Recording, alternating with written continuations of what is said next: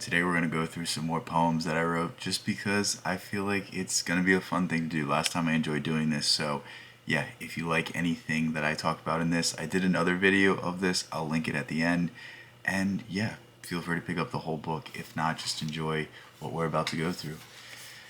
The poem I'm going to start with is called Pain. Pain is the path to happiness, for without pain there is no contrast, and things are hollow.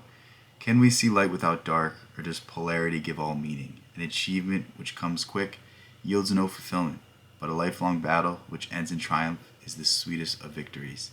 Through pain is salvation, amor fati. So I had to end it with amor fati because as I was writing this, I felt like this was a very much Nietzschean idea, and I really enjoy the idea of amor fati, which is basically translated love your fate, love everything that happens to you because it builds you to be who you be who you are. And essentially, I think this is really what we go through when we struggle. It sets us up for our next triumph. It sets us up to challenge ourselves in the future. It sets us up to know that we can face hard things and we can face things and we can deal with them and we can overcome them and we can be prepared for the next time that it comes because we have X amount of experiences. And it's really this idea of not all who wander are lost. I really love that idea from Tolkien, and essentially it's the idea that it's not necessarily the end goal that we enjoy. It's not necessarily the end goal that we're seeking. It's the experience along the way. It's the things that we do. It's the steps that we have to take in order to get to that end goal. Because think about it, if you won the lottery today, maybe a lot of your problems would be solved, but perhaps there would still be a hole. Perhaps there would still be something missing. And you might say no, and the easiest way to overcome this objection is the idea that, let's say you got the same amount of money that you got winning the lottery, but it was through a business. It was through doing something that you love. You sold an idea. You wrote a book. You started a movie. Whatever it is that your goal is say you got the same amount of money for doing that thing. Wouldn't it be so much better if it wasn't just handed to you? Wouldn't it be so much better if you earned it? If it was just something that you worked and you tirelessly toiled for, and in the end you failed so many times, but you succeeded that one time and it was all worth it. And that's really this idea encapsulated. Hatred. Hatred is wasted love, for love and hate come from the same source, but different ends of the spectrum. To feel hate is to remove love from those in your life who deserve it. And I think this is a very important idea. I think this is something that we all fall victim to at one point or another. And, even myself sometimes, I'll find myself being negative towards someone else. I'll find myself being negative either towards myself or to someone that wronged me or something I see on the internet. And I try to remind myself, like, you only have so much energy in the day. You're like a battery. You can only give out so much, and then you have to recharge, and then you have to, reset. And while we spend so much of our time looking at the news, looking at the negative things, being negative in general, we could spend that same time in love, in gratitude, in acceptance, in happiness, in telling the people in your life how much they mean to you, and not subjecting yourself to the negativity, not forcing yourself to feel these more negative emotions, because really the greatest revenge that you can get on somebody is forgetting about them, is forgiving them, because it does nothing for you to hold your enemies in your mind. In fact, it just makes them more apparent. It just makes them continue to live on and continually affect you. But if you really want to get back at somebody, if you really want to get revenge, forget that they ever existed. Forget that they ever hurt you, and be able to move on and smile. Take their perspective, understand where they were coming from, and understand that, this is a broken person too, and I don't need to live my life in fear of somebody who is also broken. And I think these are such liberating ideas, and these are ideas that took me so long to understand. So hopefully, through my writing and through my explanation just now, it can benefit you for that. The unraveling. This is a short one. Life unfolds, each decision, each action, one unending story. And essentially, this is Borges' labyrinth.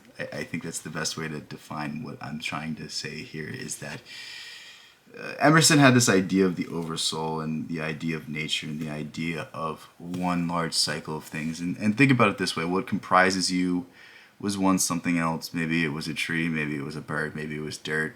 Who knows? Some say that everything that exists in our universe was once the stuff of stars, so you can even say that we're somewhat limitless in our potential in that way. But like it's just this idea that there's this impermanence, and that we're just taking our turn, and that everything that comprises you, everything that you believe, everything that you know is going to eventually fade, and we're kind of just taking our part in the story. And to some this may be a very scary idea, but to others this is very liberating. And I'm one of those people in the latter, that the idea that things are impermanent gives meaning, gives depth to it. Because if you didn't have to do anything, if you lived forever, there would be no reason to get out of bed, there would be no reason to strive. And in fact, it's our death that gives life any meaning, because without our death, then there's no idea of life. Relation. Things are separated by only appearance. In fact, things are all the same, following the same pattern, guided by the same hand, part of the same cycle.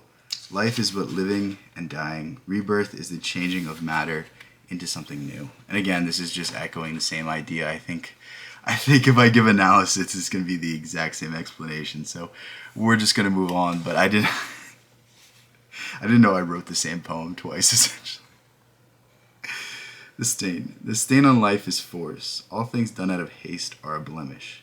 Things done for the sake of doing them are empty, lack any meaning. Things done out of passion hold the love of the infinite and are eternal, for they express... Oh, there's a typo there. For they express the inexpressible. Okay, I need to go back and fix that. But see, good thing that I'm reading this back to you guys. And this is the idea that if you do something for the end goal, you'll never be fulfilled. You'll never be happy. Let's say you take a certain career path because you think it's going to make you the most money, and you think, if I have money, then I'm going to be happy. And maybe it does make you happy in some way. Maybe it does give you some security. But if you have a passion, if you have something that you very much enjoy, and you don't pursue it, and you don't do it, and you don't partake in it simply because, it's not the best path for you, did you really live a fulfilling life, or did you miss an aspect of yourself? And essentially what I'm advocating for here is to understand that things done for the end goal are never going to bring you the same satisfaction as things done for the enjoyment.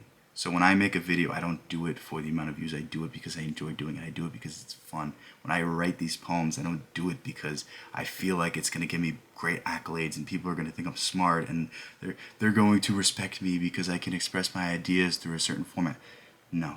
I do them because I can't express my ideas in any other way, and it brings me a sense of clarity and a sense of joy and a sense of happiness when I can put these ideas out there. And that's one of the most important things that you'll ever learn, and that's really essential to finding happiness in this world, is that it's the experience that brings us the results that we're looking for. It's the experience that brings us the happiness. It's the striving, it's the toiling, it's the failing, it's the ups and downs that we are forced to go through in order to get to that end goal that makes it worth it.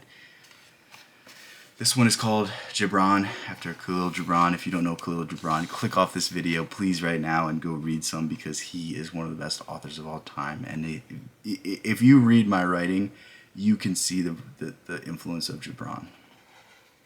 Gibran, a man who understands happiness and sadness and the essentialness of both, who could cry with sorrow or joy at every moment. Perhaps no one has understood life more. And I think that speaks to the ups and downs of life. And as I've been repeating throughout the last few poems, it's the necessity of bad and good that gives us any capacity to understand good. Without darkness, what is light? Without light, what is darkness? And it's the contrast, it's the polarity that gives any sort of depth to anything. And without this understanding, we can't begin to live. Okay. This is going to be the last one I go through, because this is the last one of the book. Hypnosis. Rhythm is the only necessity for mind control. Most see this as insidious, yet it is just the application. Those who spend their days absorbing hatred and inferiority will see more. And what the seeker seeks, the prover proves, as Robert Anton Wilson says. Yet this force can be used for good. Imagine life if all you saw was the good, if you counted your blessings more than your curses. Happiness is but a choice, and we make their own one. And I think that's a perfect way to end the book. And yeah, so essentially what I'm saying there is our world is shaped by our perception. Our world is shaped by how we want to view it. This is how people are able to have such weird worldviews, such diametrically opposed worldviews to you. It's because they see evidence to the contrary. Their mind, their tools of perception, as Blake would say, are encountering facts, are encountering things that confirm their bias, confirm the things that they are seeing, and they're incapable of seeing the world you see because they don't have the same lens. They're not pulled to the same set of facts. They don't interpret facts in the same way. And this is just to say that life is subjective, and we can subject ourselves to a world of torment, or we could subject ourselves to a world of happiness. And wow, I can't speak. What I urged for you guys is to seek a world of happiness, is to seek a world of fulfillment and gratitude, and just look for the little things that give you encouragement. Look for the little things that you experience each day that allow you to smile. But yeah, with that said, here is the book that I wrote. It will be the first link in the description. I'm pretty sure first or second.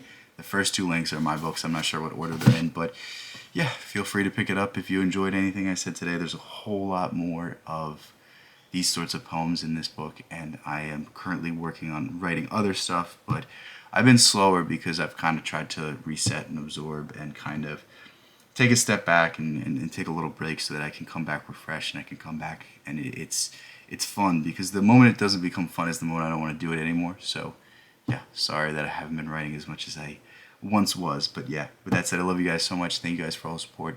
It is insane. I don't know what else to say aside from thank you, and yeah, peace out. Catch you in the next one.